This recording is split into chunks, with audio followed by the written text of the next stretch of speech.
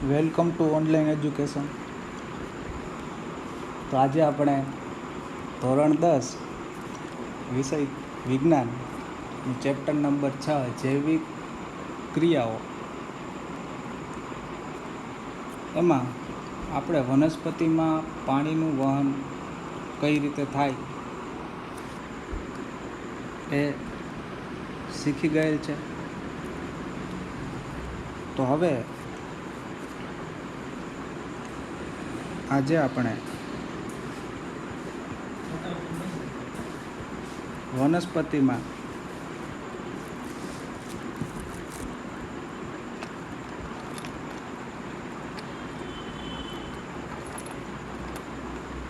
ખોરાક અને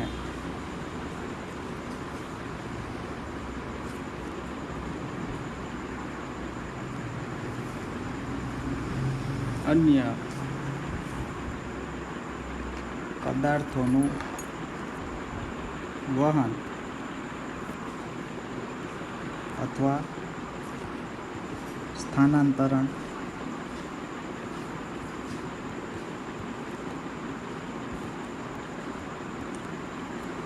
કઈ રીતે થાય એનો અભ્યાસ કરશું.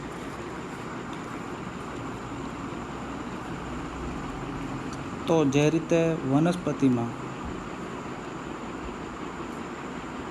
પાણીનું વહન કરવા માટે જલવાહક પેશી આવેલી હોય, એ જ રીતે વનસ્પતિમાં ખોરાક અને અન્ય પદાર્થોના વહન માટે અન્નવાહક પેશી આવેલી હોય. તો આપણો જે જવાબ હશે એના પહેલા જ પોઈન્ટમાં આપણે લખશું વનસ્પતિમાં ખોરાકના વહન માટે અન્નવાહક પેશી આવેલી હોય છે.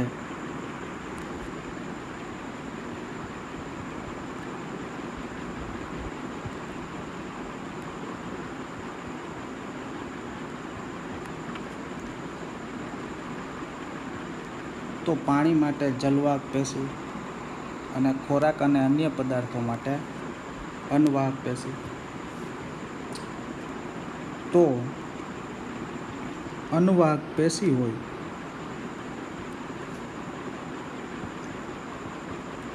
એ ચાલની નલિકા, ચાલની કોષો અને સાથી કોષોની બનેલી હોય છે. બીજો પોઈન્ટ એ લખશું કે જે જલવાહક પેશી હોય એ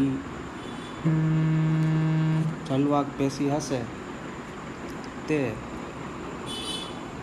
જલવાહિની અને જલવાહિનીની બનેલી હોય. તે જ રીતના અન્નવાહક પેશી હશે એ ચાલની નલિકા અને ચાલની કોષો દ્વારા અન્નવાહક પેશી વનસ્પતિમાં હશે. તો હવે આપણે જોઈએ કે વનસ્પતિમાં ખોરાક કઈ જગ્યાએ બને. તો વનસ્પતિમાં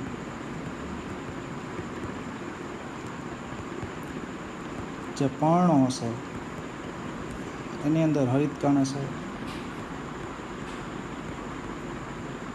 તો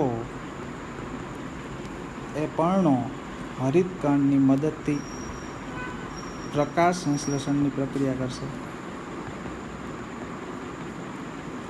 અને પ્રકાશ સંશ્લેષણની પ્રક્રિયા કરી અને પોતાનો ખોરાક ઉત્પન્ન કરશે અથવા કાર્બોદિત પદાર્થો બનાવશે. તો જે ખોરાક ઉત્પન્ન થશે અથવા આપણે એને કહી દઈએ ઉર્જા.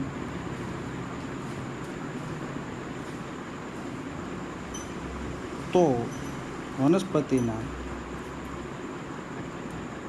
બીજા અંગોને પણ ખોરાકની જરૂર પડે.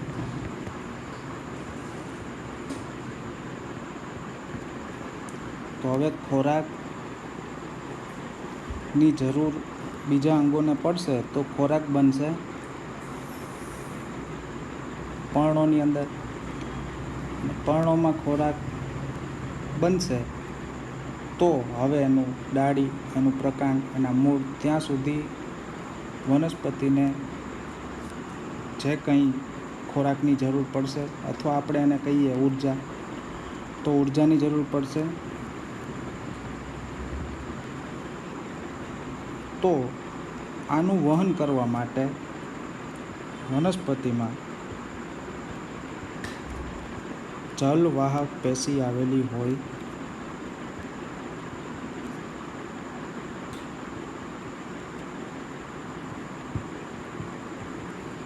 અને સ્થળાંતરણની પ્રક્રિયાથી વનસ્પતિ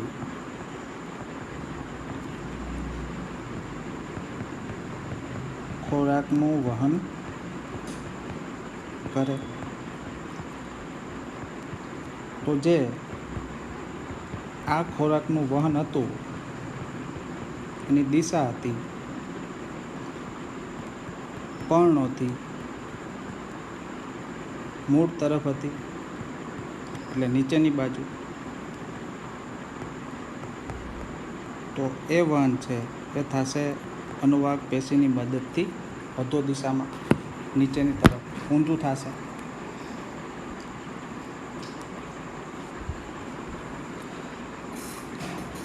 તો આ બધી હતી પ્રકાશ સંશ્લેષણની નિપજ. જે ખોરાક પર્ણમાં બન્યો હશે એ જ ખોરાકને વનસ્પતિના મૂળ સુધી આપણે પહોંચાડવાનો હશે. તો ત્યાં સ્થળાંતરણની પ્રક્રિયા થશે અને ખોરાક ઉપરથી નીચે પહોંચી જશે અને પ્રક્રિયા થશે સ્થળાંતરણની. હવે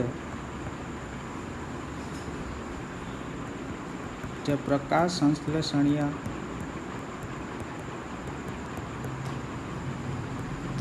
નિપજો એટલે કે જે ખોરાક બન્યો છે તેના સિવાય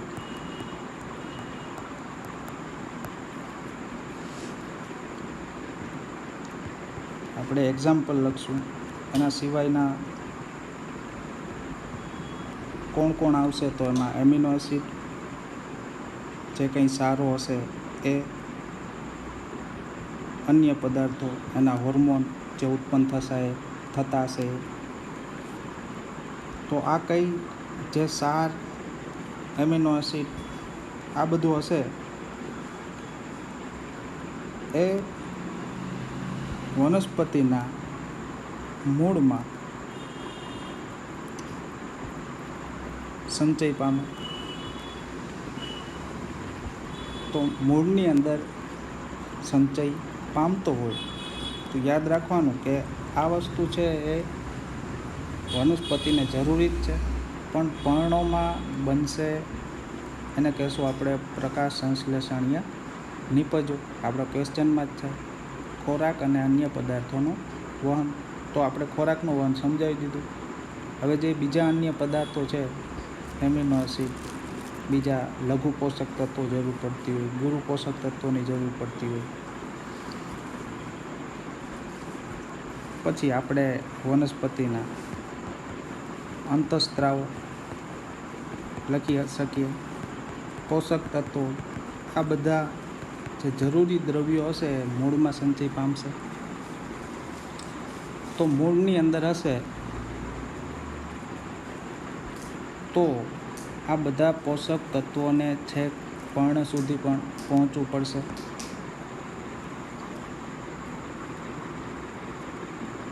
તો જે આપણે કહેશું એને અન્ય પદાર્થો. તો અન્ય પદાર્થોને જે વહન થશે એ મૂળથી લઈને પર્ણો સુધી થશે. એટલે કે આ ઉપરની દિશામાં થશે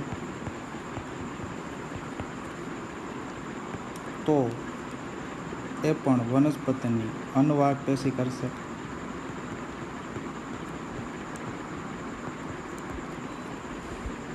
તો આપણે જોઈએ તો પાણીનું વહન હતું એ નીચેથી ઉપર જ થશે, પણ ખોરાક અને અન્ય પદાર્થોમાં જે ખોરાકનું વહન છે પર્ણોથી મૂળ સુધી પહોંચશે, અને અન્ય પદાર્થોમાં એમિનો એસિડ, અંતઃસ્ત્રાવો, પોષક તત્વો આ બધાને મૂળ, પ્રકાંડ, ડાળી, પર્ણો બધાને જરૂરી છે, એટલે એનું વહન થશે મૂળથી લઈને છેક પર્ણો સુધી. તો આપણે એટલું સમજાઈ જાય કે વનસ્પતિમાં ખોરાક અને અન્ય પદાર્થોનું વહન બંને દિશામાં થાય.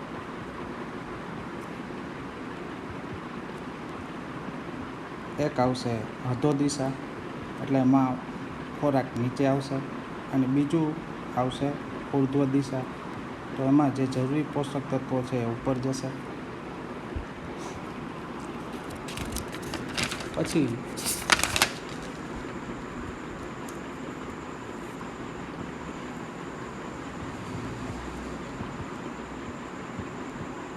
જે વનસ્પતિની અંદર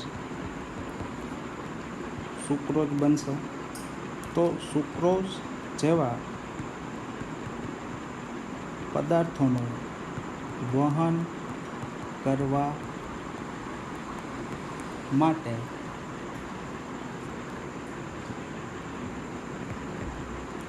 ઉર્જાની જરૂર પડે. તો ઉર્જા જોતી હોય તો વનસ્પતિ એ ઉર્જા એટીપીમાંથી મેળવે.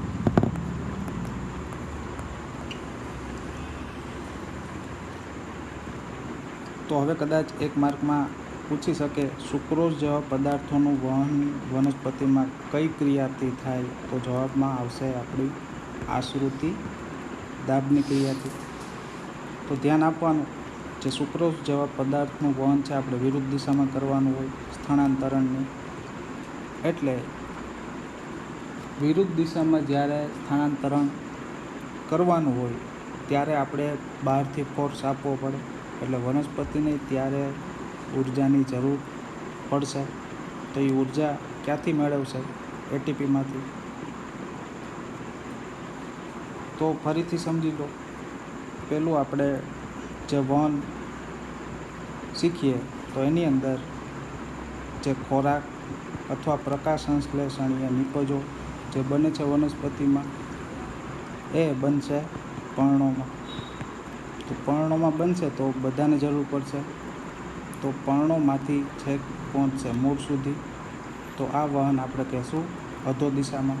પછી બીજું વહન થશે તો મૂળમાં પોષક તત્વો જમીનમાંથી શોષાયેલા હશે. બીજું અંતઃસ્ત્રાવો બધા ત્યાં ઉત્પન્ન થશે, અને જરૂરી એના એમિનો એસિડ.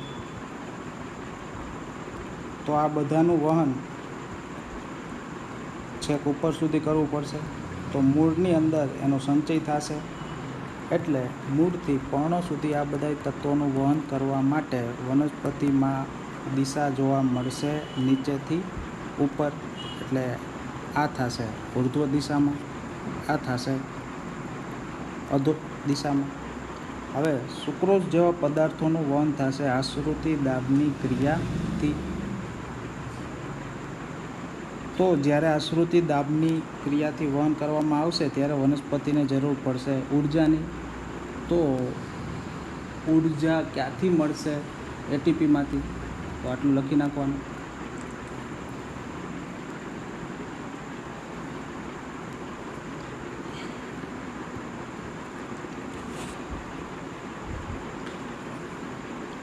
તો આમ વનસ્પતિમાં ખોરાક અને અન્ય પદાર્થોનું વહન થાય છે. તો તમે આટલું કોન્સેપ્ટ ક્લિયર કરી નાખો તો એનાથી તમે સરળતાથી જે 3 પોઈન્ટ આપણે કીધા એ યાદ રાખી અને ક્વેશ્ચનનો આન્સર લખી શકો. તો અહીંયા જ્યારે સુક્રોઝ બનશે વનસ્પતિની પેશીમાં, તો એનું વહન કરવા માટે ઉર્જાની જરૂર પડશે. ઉર્જા એ એટીપીમાંથી મેળવશે અને એનું સ્થાનાંતરણ થશે. તો હવે આપણે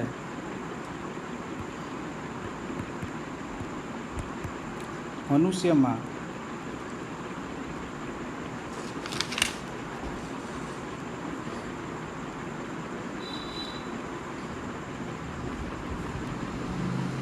પરિવહન, તો મનુષ્યમાં પરિવહન કઈ રીતે થશે? તો આપણા શરીરમાં હશે આરબીસી, ડબલ્યુબીસી, રક્તકણો, શ્વેતકણો. તો આ બધું જે લોહી મનુષ્યમાં હશે તો એનું પરિવહન હૃદય કરશે. તો હવે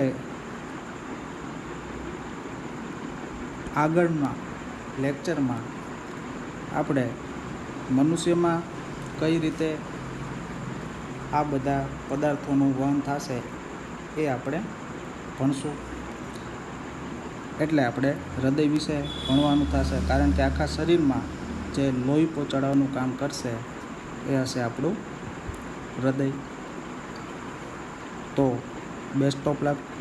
થેન્ક યુ.